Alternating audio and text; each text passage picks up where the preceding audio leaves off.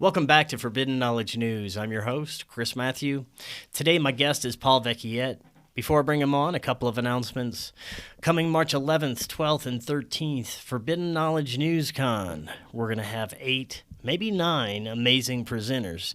It's going to be online with a Rokfin premium membership, and that means you can get the entire conference for only $10. All you have to do is sign up through that link in the description. You're going to get access to not only the conference, you're going to get last year's conference, the original Forbidden Knowledge News Conference. You get all our premium content and all the content from every creator on Rokfin. You can always get new episodes free on Rokfin, Odysee, and all podcast platforms. And check out the podcasts we feature on the Forbidden Knowledge Network. You get those on our website, forbiddenknowledge.news, and you can also follow us on Facebook, Instagram, and Twitter, which I never talk about but need to. And those links are all in the description. We live in an incredible universe surrounded by mystery and beauty, and many of us have questions about our past, present, and future. October Hallam is an intuitive medium with over 20 years' experience. She has assisted people with discovering their path by understanding their past and connected the living to their loved ones who have made the transition. She is currently offering readings through Skype, Zoom, FaceTime, phone, and in person. You can reach her at theancientgift222@gmail.com or give her a call at 409-502-5950 to schedule a reading now. Today I want to welcome Paul Vecchiet. He earned a professional degree in 1981. Afterwards, he applied and was accepted to the United States Air Force Officer Training School, where graduation resulted in a commission as second lieutenant. After 16 years of working in a few private firms, he applied to the U.S. Army Corps of Engineers in 2012. He is a design manager for projects associated with bases in the Middle East. His first novel, The Disclosure Paradox, was self-published in October of 2019, and he has just released a second, What Doesn't Kill Her. Paul, welcome. How you doing? Good. Doing well. It's a little chilly over here in West Virginia, but we're doing all right. We're just recovering from COVID, the whole family. So, Oh, man. we had it during Christmas. Yeah. Yeah, they got a lot of that going around. And speaking of cold, it's pretty cold here. We just had a big snowfall out in Colorado, so I feel that as well. But luckily, no COVID, knock on wood. But I hope you guys are all recovering okay. But this is going to be great, man. I've been looking forward to it. You've written about fascinating topics involving ET contact and spirituality and how it's affected your characters' lives. Now, your books are slightly fictionized accounts of real events and kind of involving real people, but just changed, right? Yes. Just the names have changed. There's been some embellishment to make the books more interesting. Because the second book is a prequel to the first one, I had to change the timeline around for what happened to the character or the real person. So there's some minor things, but overall the message is true. The events are based on real events, and all the characters are based on real people, but I don't use their real names. Right on. Now, I was hoping you could give us a little synopsis about your book, but first, what was it that kind of brought you down this path and got you interested in the topics you're writing about? Well, like I said, about a decade ago, probably about 2009 is when I first was exposed to ancient aliens, and it was interesting because it was the episode where they talked about Ezekiel in the Bible, right? And I recall from when I was a teenager that I was listening accidentally to a Coast to Coast show because I fell asleep and I had the radio on, and then all of a sudden I'm listening to this guy talking, and it turned out to be the famous ufologist from Switzerland, Eric von Daniken. Yeah. And anyway, he explained the details in the Bible and how it actually reveals that it was one of the first interactions with humans with UFOs and extraterrestrials. So I recall that from watching Ancient Aliens, and I decided, you know what, especially after what happened to me when I was in the Air Force, where I discovered a secret basement that kept a cryogenic chamber that most likely had cadavers in it. I put that all together and I decided to go down that rabbit hole. I detail that in the first book, in fact, because the first book is almost autobiographical. So I kind of give the people a very gentle and I ease them into the whole awakening process. I don't put it all in their face right away. I kind of explain the journey that the main character goes on, and that's essentially how I started in 2009, going into various social networks, talking to people, meeting different people, doing a lot of reading, and I started to do a blog, and fortunately I kept all that information on the blog because during the time that I was getting awakened, I started to meditate and I started to have messages, transmissions, meeting people that were psychic and would tell me that there's something special about me and what's going on. So, I put all that together. I saved all the blog information and I used it to put the first book together. Right on.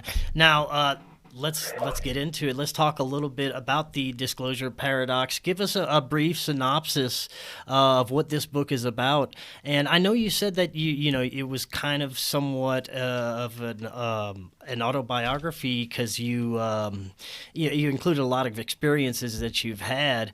Is there any experiences maybe profound that you had in the military that you included in there that maybe you shouldn't have talked about, or maybe were worried that if they find out you might get in trouble? Well, here's my thought about information. Whoever wants to suppress information, the more information that is out there, the more they benefit from it.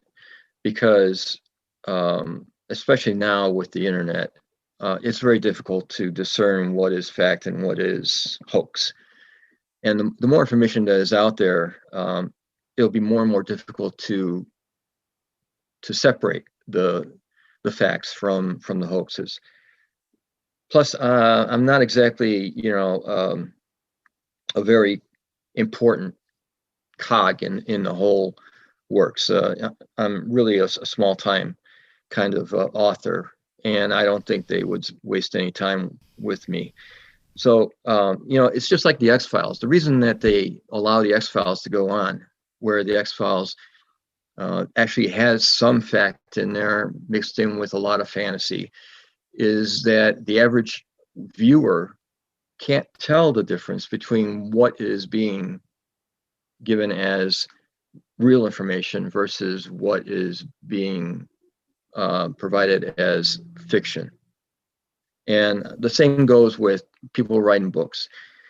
So there was only one event where, as I mentioned, it was very, I guess, cathartic for me, where I realized that there's things going on that they're not telling us about, and that was, and I documented in the novel in one of the chapters where the main character actually, at that time is a captain in the Air Force like I was. He gets escorted into a very secure building that is Foreign Technology Division, and there, from there, he is, because he's in contracting, he gets exposed to documents that indicate that there is a basement in this huge warehouse type facility that is 2 stories, windowless. There are motion detectors all over the area. To get into it, even with the top secret clearance, you have to be escorted. So, there's a lot of sensitive activity going on in that facility. Every door has no numbers. There are no directories. You don't know what's going on from door to door, and the same goes true where the individuals in one office doesn't know what's going on in the other office. It's very compartmented. So anyway, when I was in that facility and I saw construction documents, I realized there was a secret basement in there. I looked at the documents closer, and they revealed that there was a cryogenic chamber in that basement. It measured about 70 by 90 feet, huge for a cryogenic chamber. And I pretty much put 2 and 2 together and figured that was something that should not have been in those documents. There's all kinds of things that happen to an individual if he gets exposed to information that he's not supposed to know. It goes through a lot of investigation. It hurts his record. I just didn't want to do anything with it. I made it so that I didn't even see it, and I didn't tell anyone about it for 5 years after I left the service. Could you give us a synopsis of what the book was about, and then we'll go into your second book after that? Sure. I wrote this first book because I wanted to explain how our spirituality is linked to the extraterrestrials in a way.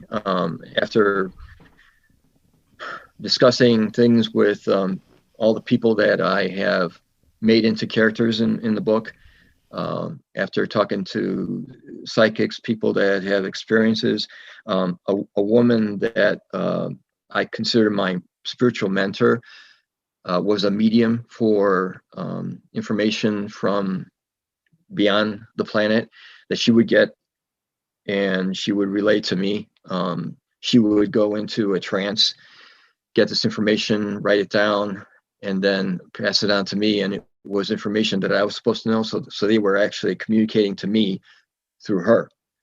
So I took all the information, and essentially what I did is I took a decade of my experiences, transmissions, encounters with individuals that have unique abilities, psychic abilities and such, and I condensed it into a 2-week cross-country journey, a dynamic 2-week cross-country journey where the main character meets all these people. He learns a little bit more and more about our existence, our relationship with the rest of the universe.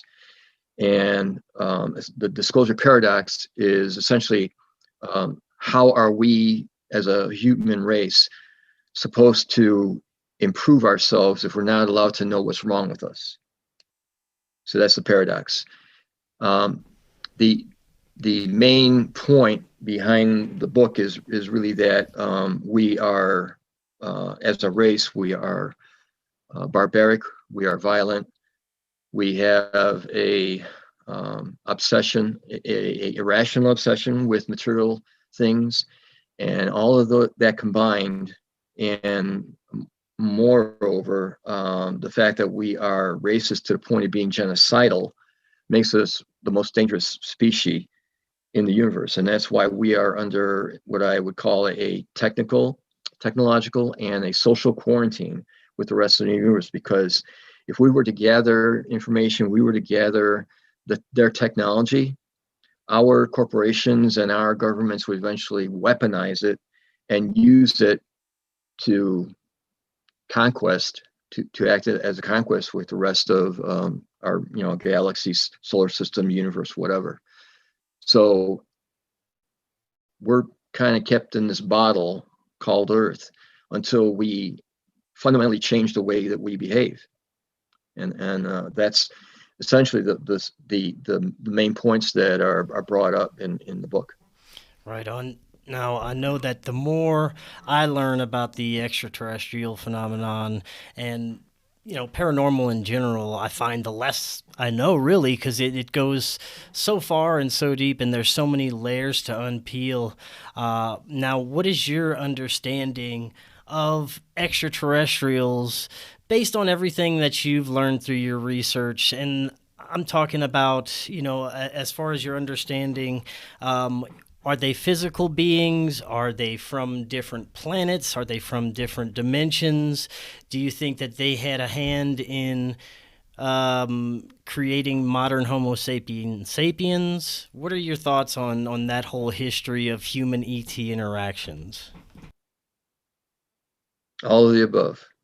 I think the individuals, the race that was communicating to me, according to the woman that was my spiritual mentor, she called them, and they call themselves the Watchers. And the Watchers is identified actually in the Bible. So they are monitoring us. They are essentially watching us, and um, they're also assisting us in picking out individuals amongst us to try and help us evolve spiritually. And so I feel I was chosen that way. And I'm sure there's a lot of other people that have been chosen like that. Robert Dean, who passed away a few years ago, has done many, podcasts about this. But I feel that there are beings that are, I guess, in the third dimension, but there's also beings that are in other dimensions. I think there's a hierarchy of existence. I think the Watchers, from what I understand, they actually assisted the angelic realm. So, there's always somebody that is helping out somebody else. And when we ascend spiritually, we become our spirits become linked to those advanced races. If we ascend, we don't go back to Earth. We go to the next dimension. So I feel that everything that you mentioned is very plausible, and I feel that there's a lot of evidence that the human race is an artificial race. It wasn't part of a natural evolution, that we were actually made using DNA material from various species to put us together and I think from what I've read, we started out as a slave race to mine gold in South Africa, because gold, of course, is used as a main conductor, and they need conductors to help get those vehicles working, right? Right, like the Anunnaki mythos. Yeah. And people are kind of realizing that they've been lied to their whole lives. They're looking more at paranormal and metaphysical things. It's a very interesting time we're living in. But there's two sides of it. Do you think that the extraterrestrial phenomenon is linked to this kind of mass awakening that we're experiencing on the planet? Yeah, it's possible. People need to understand that, I detail it a little bit in the book. Earth is a kindergarten for our spirits. This is where we learn about love, about creativity, beauty, but at the same time, we also learn about pain, suffering. It's important that we learn all of that, because we use it, at least our spirits use it, for they advance to the next levels of life. So this is a school, and it's very critical for the rest of the universe. That's why all of the extraterrestrials are watching us. That's why they've prevented nuclear annihilation, because it's the planet that is important to them, not the human race as much as the planet. It's the planet is unique in the universe with all the gifts that it has and all the challenges that it offers. And it's a perfect stage for them to send the spirits here to have that experience. And mind you, to them it's very temporary. To us, maybe 100 years seems a lot, but really to them it's nothing. And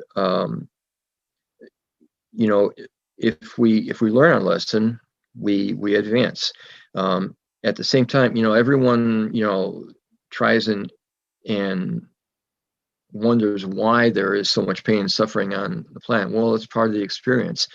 And as humans, the main point of life, the reason for living, is really to helping out others. So, when we recognize pain and suffering, part of the lesson is, what do you do to make things better for those that are in suffering and are in pain? It's that simple, really. It's quite simple. When it comes to the human interaction with extraterrestrials, not only human but our military, how far do you think that goes? How much of a partnership do you think our military-industrial complex has with off-planet entities? I theorize that in the book, in one of the chapters. From what I understand, Majestic 12 was set up during the Truman administration based on events that occurred around World War II. Notably, the Battle of Los Angeles is a good example, but also there was interaction with a private pilot in Washington State. But all this time, I think there was an effort to make contact, and from what I understand, there was an effort from one race and an effort from another race. There was one race that wanted to meet with Eisenhower at that time, but the precondition was that we were to release all of the information and destroy anything that has to do with atomic power, because the extraterrestrials have recognized that we are not advanced spiritually enough to be able to understand the power of atomic energy and the ethics of it.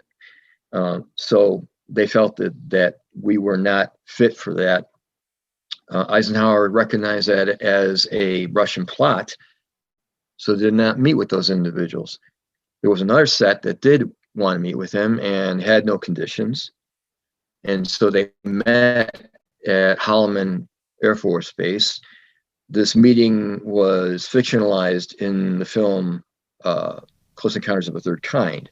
And during the meeting, these extraterrestrials wanted to get into an agreement where we would allow them to abduct individuals and to abduct livestock for their benefit, for experimenting, and they indicated that they would not cause any harm to individuals.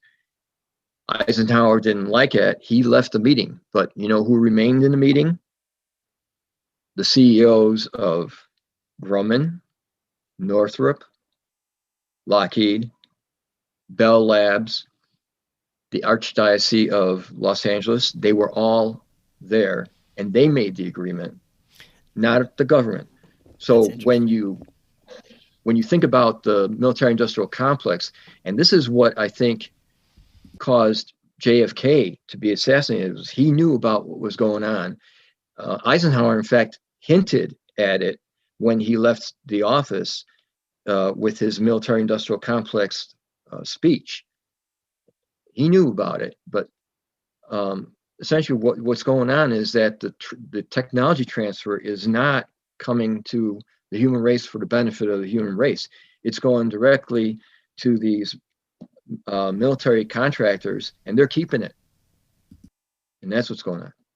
Well, as far as the technology goes, do you think that we have any type of secret space program or any type of breakaway military society that has off-planet operations? I've heard whistleblowers come out that's say that we have operations on Mars and beyond. What do you think? Any relationship that we have with these extraterrestrials is through paramilitary organizations that are non-governmental. Uh, they're like mercenaries, but they're controlled by these military industrial contractors. And there is a there was, maybe, I don't know if it's still there, but there's a joint base, underground base in New Mexico called Dulce. I detail that in my novel. Um, there is a lot of activity where parts of the military somehow are, I guess, contracted with these paramilitary organizations or mercenaries, Hmm. and they take active duty people that have technical backgrounds, like, say, radar specialists or even pilots. They take them, they pick them from the ranks, they abuse them, they psychologically and emotionally terrorize them, and they make them into their own kind of like slaves, and they use them for testing exotic vehicles and equipment on exotic vehicles that is not sanctioned by our government. They're like rogue operations. Wow, man. Now, I mean, that's kind of going into like the MK Ultra type stuff. Do you think that they're still doing that type of kind of mind control, torture activities on a grand scale, as far as maybe even taking children and doing this, taking homeless people? There's a lot of unaccounted for missing people that go missing each year, and how convenient for the military to just be taking them. I don't know. What do you think? I can't I guess comment on that. I hope that the MK Ultra thing is done with. I know that it was going on and people talk about it. I don't think it's at a grand scale that people are fearing Hmm. that it is. I think that we've gone beyond that. Um, Whatever it was set up for, it's probably done its useful life, and I think that they're doing other things. Right on. Now, as far as our tech goes, um, you just gave a completely different narrative about the meeting with Eisenhower than I've heard before from most researchers. Most researchers are of the mind that Eisenhower himself took the deal, but you're saying it was mostly these corporations and private interests and things of that nature. As far as our technology with those type of corporations, how far do you think they've gone? Have we reverse engineered craft? What type of technology do you think we're actually using, and how far ahead? We've got a lot of we got a lot of information from crashes. In the second novel, I kind of detail events that indicate that we uh, they have vehicles that they were able to either repair or salvage. And the one thing about all these vehicles is that they can't be controlled the way normal pilots pilot vehicles, because the vehicles are organic and the whole control system is organic. The the the the occupants of the craft are linked together in a network, and they're connected to the vehicle, actually literally connected to the vehicle, so that their thought patterns are their navigation system.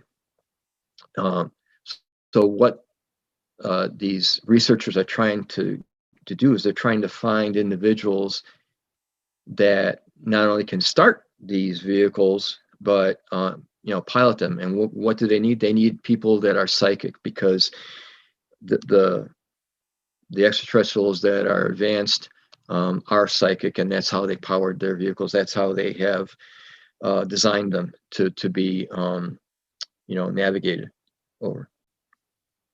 The craft links with the occupants, and in order for the craft to function properly, the occupants have to be physically linked to the craft. If there's a break in any of the links to the craft, there is a malfunction.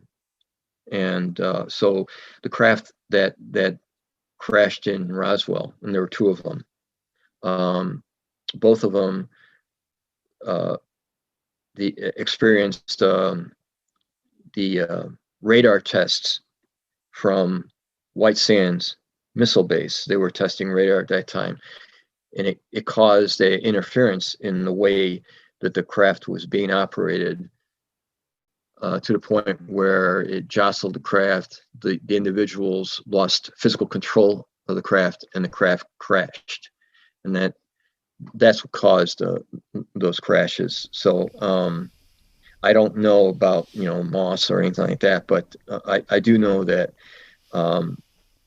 they are not conventionally operated like humans would operate, like an F-22 or F-35, for example. Now, the ETs that aren't for the good of humanity, the more malevolent ones, are these the reptilians or greys that you hear about? Are they a different type of species? I've thought about that. I think just like there in humans, there are good and bad humans. Especially like during the times where pirates roamed the seas. I think that you have a race that is not entirely homogenous, where you have rogue individuals from these races that have technology and that will do things on their own for whatever agenda. I don't know, but we can't think simply that just because there's one race that they all behave the same way. It's just like humans. Just because you see one human, you don't know if that human is of good nature or bad nature. And I think that's the same way with the extraterrestrials. I think that you're going to have rogue extraterrestrials. You're going to have good ones, and you'll have extraterrestrials that are sanctioned by some sort of government organization. You'll have some that want to be on their own and perhaps even want to rebel against these organizations. It's a big universe out there, and there's all kinds of ways that those extraterrestrials can behave.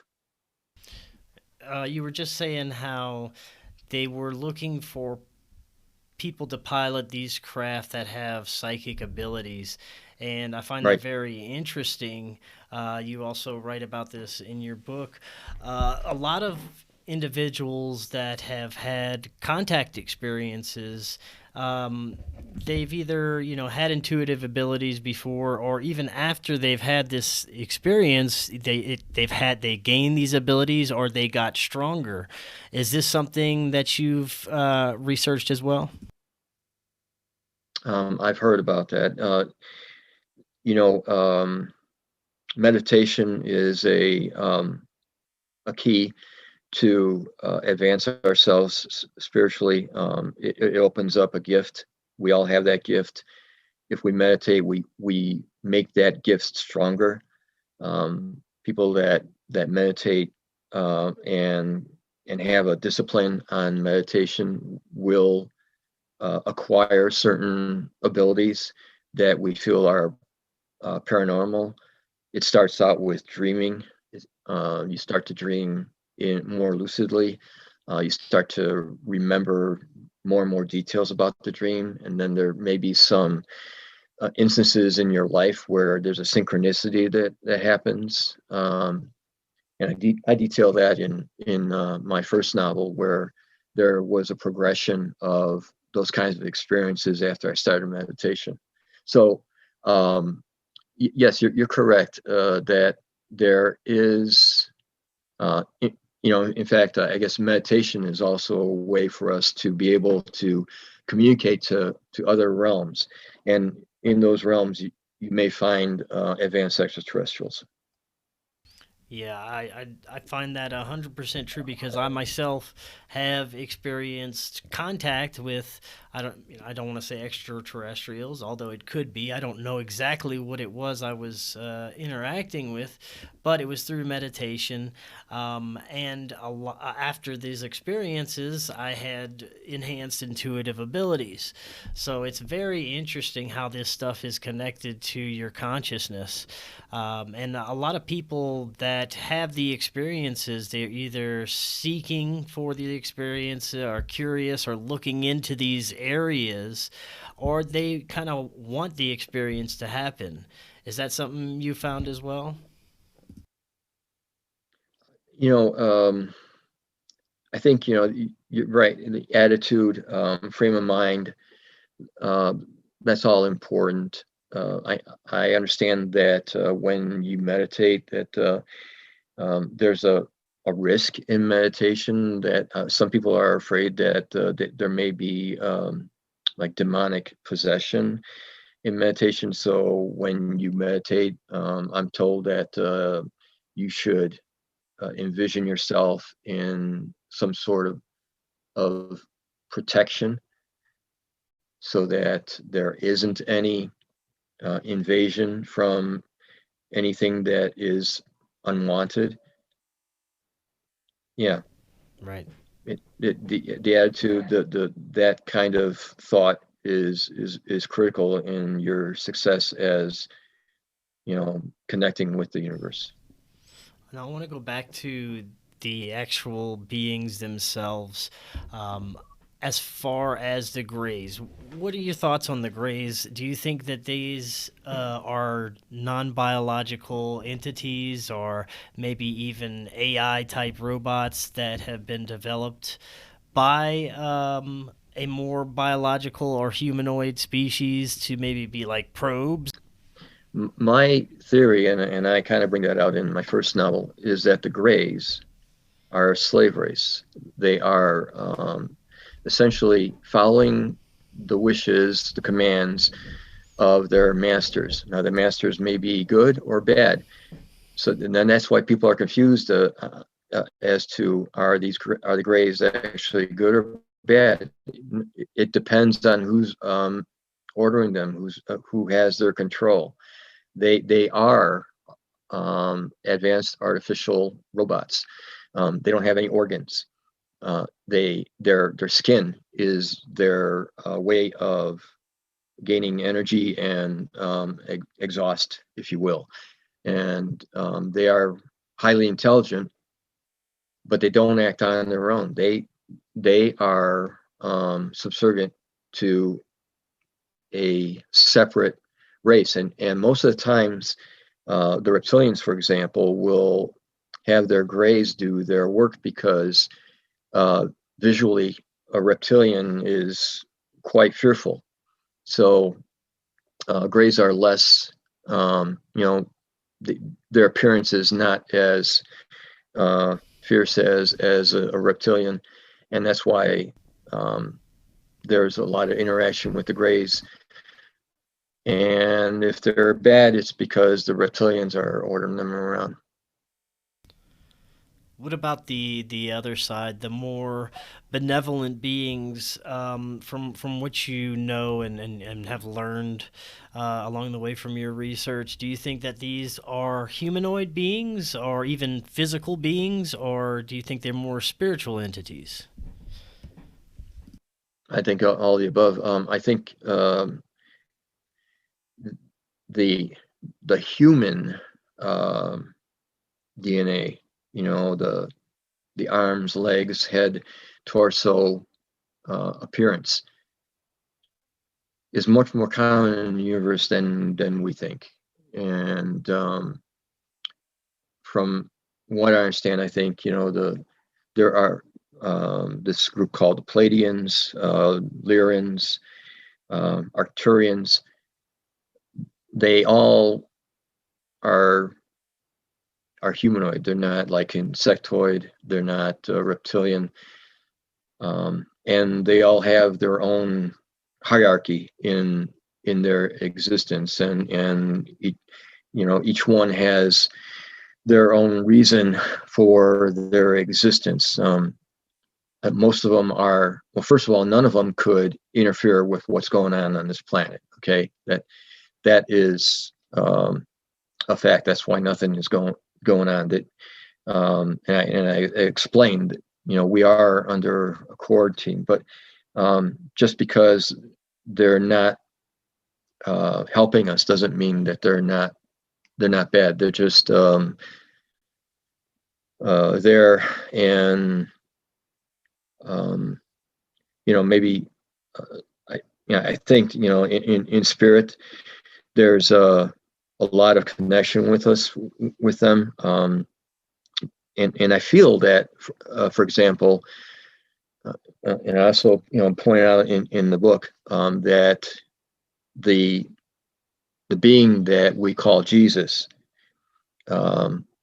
was sent by, I believe, the Palladians, and it was sent not to sacrifice a life, but actually to test us if we were ready for accepting the rest of the universal community. And obviously the test was whether or not the being that was called Jesus would be accepted into the community. And obviously what happened was that they not only did they murder him, but they tortured him brutally, and pretty much failed the test. And everyone that thinks that there's going to be a second Jesus, that's not going to happen until we make a significant change. So I kind of rambled there, but I think that there's a link between Jesus and the Palladians.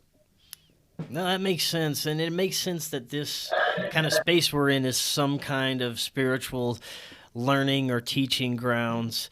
You mentioned we were in quarantine, in a sense. Could you elaborate on that? What do you mean that we're in quarantine? We're not allowed to have their technology. There's no transfer of technology. There's no admission of their existence. They prefer to be anonymous. They prefer to be quiet. If we were to get their technology, it would be a threat to the rest of the universe, and there would be consequences. Do you think that we actually have the ability to traverse space? Do you think that we've actually done the things we've said we've done, like, gone to the moon, sent probes to Mars, things of this nature? Are we allowed to, Well, as I mentioned, factions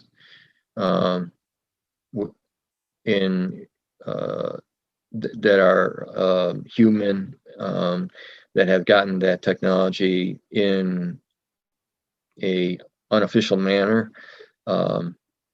I think, and from what I've heard, that there has been travel to the moon many times. I feel that the reason that we didn't go back to the moon after Apollo was because the Apollo astronauts saw something that they shouldn't have seen, and realized that the moon was more than just a rock floating around, that it was probably an outpost, and it was actually occupied. So I'm pretty sure that they were warned in some way not to go back, and I'm surprised that we're trying to go back. I'm interested in seeing what happens when that occurs, and I'm also interested in seeing what happens when we go to Mars. Now, according to the original theories that I've heard about the deal with Eisenhower, that there was an exchange of human abductees for technology, but from what I heard from you, this is a totally different type of story. Are we still kind of exchanging, or in a way, the technology for human DNA or abductees or hybrid program, patients or anything like that? Well, first of all, I think whoever is exchanging technology with us is not in concert with the rest of the universe. As I mentioned, I think there's a rogue, um, you know, uh, species that are acting on their own, uh, and I feel that they probably don't have all the latest technology anyway. So um, I think we're getting bits and pieces of the technology. We're not getting the whole thing, and I think it's just a bad deal that whoever made the deal got into. I feel that the abductions are reducing in quantity. I feel that there was probably a peak in the 70s, but uh, I don't think it's happening as much as it used to. From what I understand, in the generation that we are in right now, they're not experiencing the abductions that people um, in their 50s and 60s tell stories of. I think that kind of activity has subsided.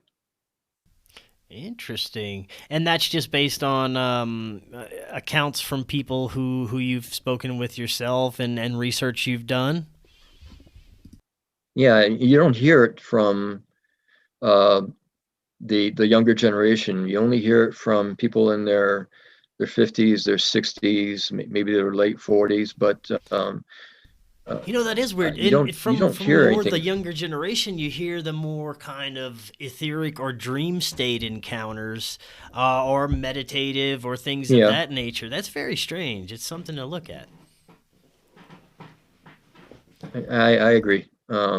It there I think there has been a shift in the way that we are being treated by whoever that is, and there's another thought that came to my mind about what had been going on.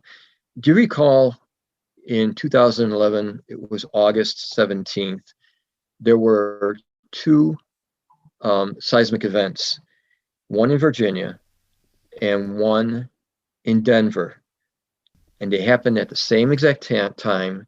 It was the same exact measurement, 5.3 on the Richter scale. I feel that that was perhaps the end of the abduction scenarios. I feel that something happened where a I don't know, an extraterrestrial organization or whatever, they were they were actually attacked in their underground facilities, and that ended a lot of the bad stuff that had been going on. That You is recall interesting. that? I do remember hearing about that, but man, I don't know for sure. But that is interesting. It Um, was at the same depth too, the same depth in the underground, same right. depth, same seismic reading, and exactly almost the same time, same date, August 17, 2011. Look it up.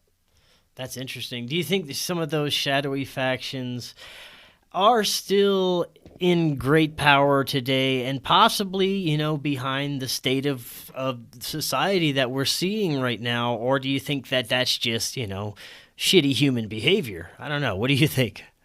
Well, that's where the spiritual thing comes in. Uh, And one thing that I have in my first novel is that I introduced myself to a U.S. Army colonel, and because I was passing information to him of stuff on Google Earth that showed evidence of extraterrestrial activity on Earth, right? Antarctica, Alaska, China, Australia. There's all kinds of things on Google Earth that you can see that shows anomalies. So he was interested in that, and we're talking about a real life colonel now, but I fictionalize him in the book. So we meet for dinner, and instead of talking about what I sent him, I stop him in his tracks before he sits down, and I say, before we talk about anything, and this just comes in my head, so I know that whatever was coming out of my mouth was not something that came from me. I think it was a message to him from whoever. So what happened is I said, look, what's going on right now is that we're in a spiritual war, and you need to know that you are going to be a huge part of it. And it's like, I don't know where that came from, but once I said that, he turned red, flushed, started to have tears in his eyes, and started telling me about all kinds of experiences that he had with demons, with visions of Mary, with all kinds of visions of him at the Battle of Armageddon. I mean, the stuff that he was telling me was just amazing, and I documented it. So, getting back to your question, there is a pyramid of control on this planet, and it has to do with our spirits. You have bad and you have good entities in the universe. And as we ascend, if we're good, we join those good entities. And there's a battle going on right now as we speak between the good and the bad. And the more people that advance to join the good, the better the numbers are against the bad. So what's going on? These bad entities have control over a small number of families on this planet that are controlling a lot of things. And as long as these families are promoting things like war, famine, disease, the poisoning of the planet, as long as they're doing that, they're getting earthly rewards. And in turn, they reward people below them to promote this kind of thing. So you have these families, and you have maybe like these the military corporations and the energy companies and whatever. And as long as that's going on, you have that. The more that you have people at war, the more that you have, even such things as pornography, anything that is negative, causes a negative emotion in us. So these entities that are from this, they're emotional parasites. They feed on our negative emotion.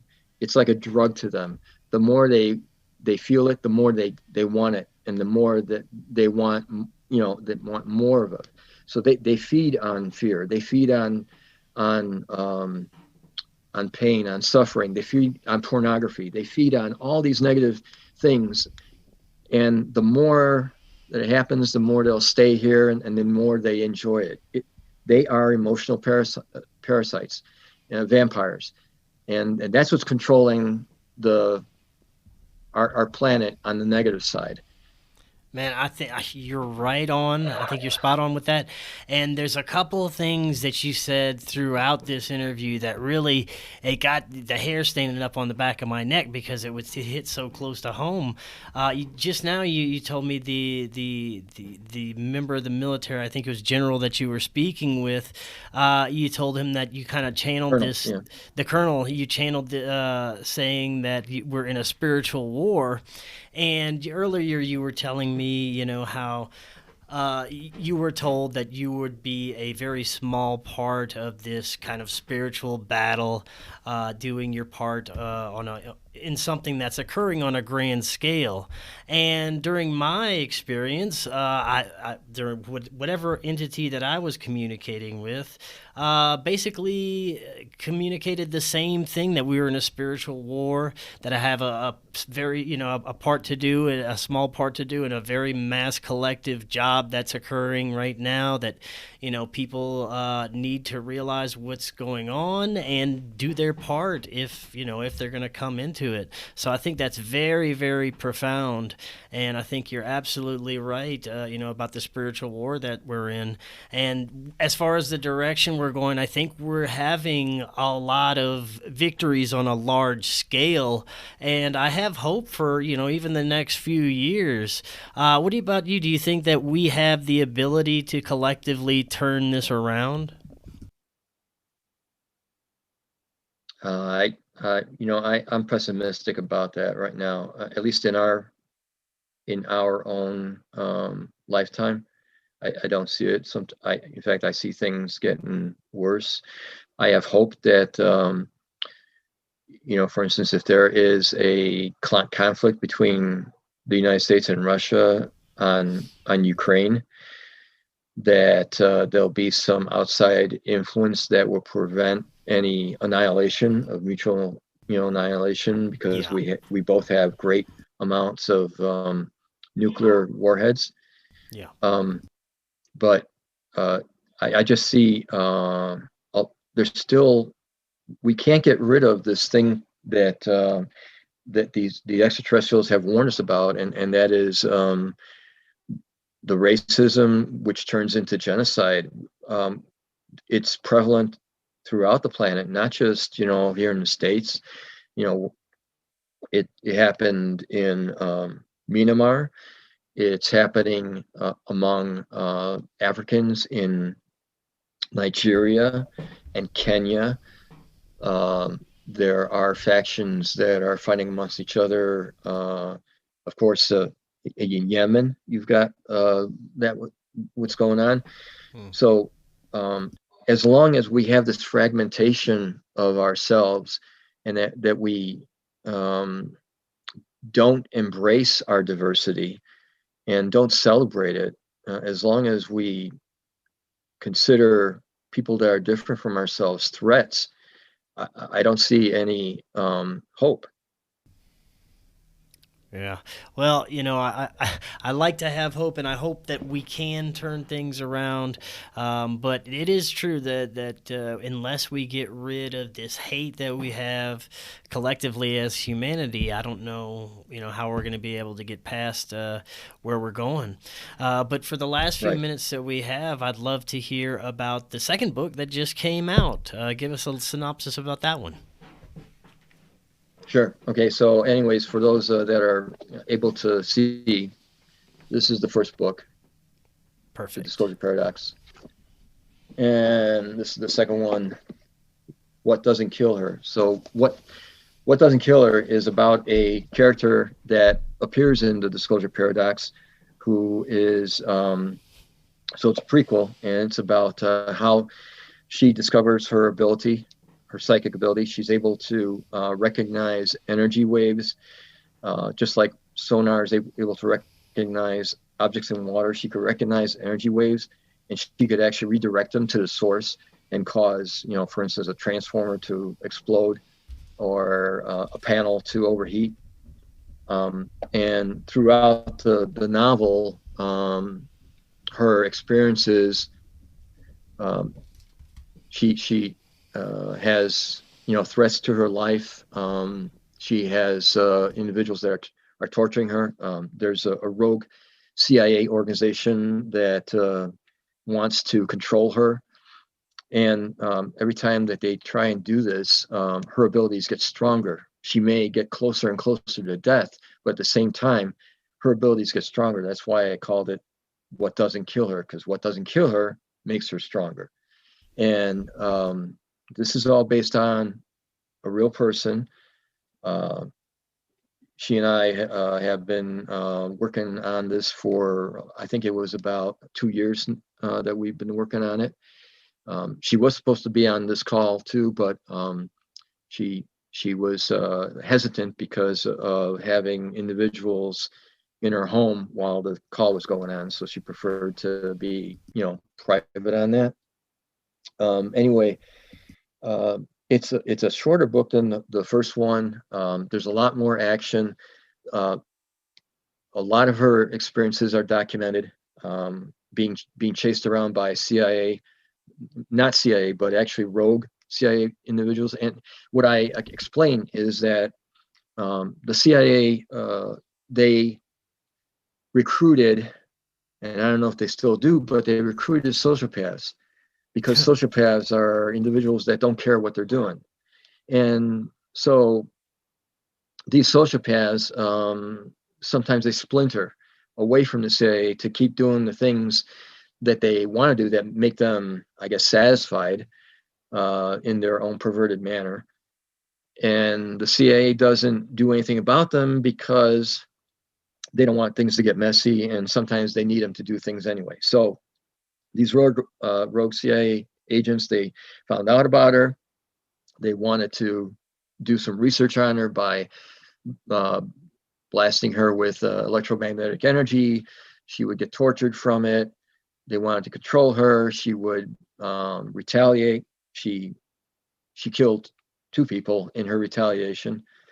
And then at the same time, Al-Qaeda found out about her, and they wanted to get to her too. So you got the CIA and Al-Qaeda both trying to get at her.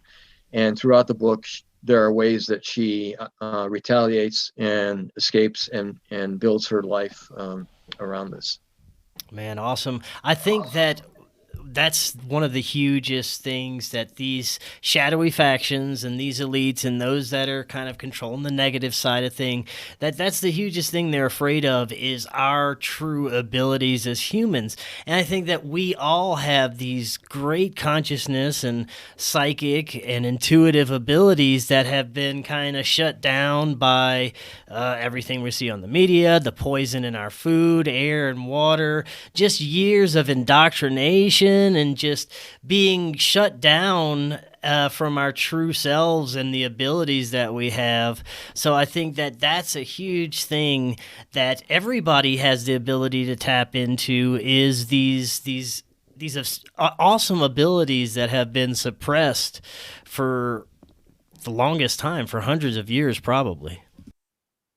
Well, her abilities, and I detail it in the beginning of the book, she got those abilities because she was abducted. So they inserted an implant behind her eye, and with that implant, she got those abilities.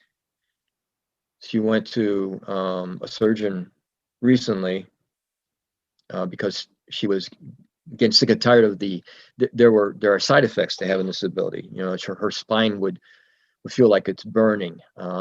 She would get headaches, and she would get threatened some more. So she actually had the implant removed, and she doesn't have that ability anymore.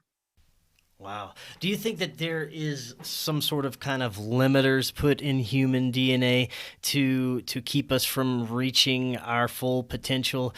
You hear stories from the Anunnaki mythos that they didn't want humans to be able to have this divine spark and access to all these consciousness abilities, but somehow we did have somewhat access to them, but they wanted to shut it down. What do you think about that? That's plausible. You if you're making somebody, you don't want to make them better than you or equal to you, right? Especially if you're making a slave race. So that makes kind of sense. There was an individual that I was talking to, and they did a lot of research about our DNA, and they were able to isolate things in our DNA that was not related to the rest of the, animal kingdom, for example. So they were able to isolate things in our DNA that appear to be anomalies. And I wish I recall who that individual was. I think if I go back through my files, I'd be able to get to that person. Certainly makes for the makings for another good novel. Right. Now, you said this book was based on someone you knew. Do you think that these factions normally are going kind of after types of people with these abilities? Maybe even doing some sort of experiments on them. I don't know. What do you think? Well, what I have identified in the book is that these CIA organizations and rogue organizations are found around military bases, and she was around a military base. So this happens around towns that have been identified as test centers by the CIA for, things like MK Ultra, and for other things. You'll find that these towns have a high rate of cancer, um, very strange types of diseases, a high rate of suicides and substance abuse, because the experiments that they do unknowingly to these people affect their minds. And it it it's a phenomenon that a lot of people probably don't know about, but there are, for some odd reason, they feel that they have the right to experiment on private citizens unknowingly, and they've determined that because the citizens are near these military bases, which have the spies that are assigned to them. These spies are part of the infrastructure that does that kind of experimentation. Man, that is insane. Yeah, That's it what is. it makes me wonder, how far they'll go with some of these experiments on humanity. That they need I say any more about experiments on humanity when you look around at some of the things going on today? But that's a whole different show. We won't get into that too much. But Paul, man, I thank you so much for coming on. That was fantastic. If people want to find out more about you, where can they find your books? Is there any social media, websites, stuff like that? Sure. So the books are on Amazon. You can just look me up, Paul G. Vecchiet, as the author. I have a website.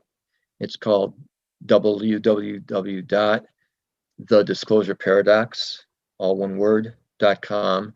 There is a lot of information about the backgrounds of the books. There are excerpts from chapters. There are reviews from the novels.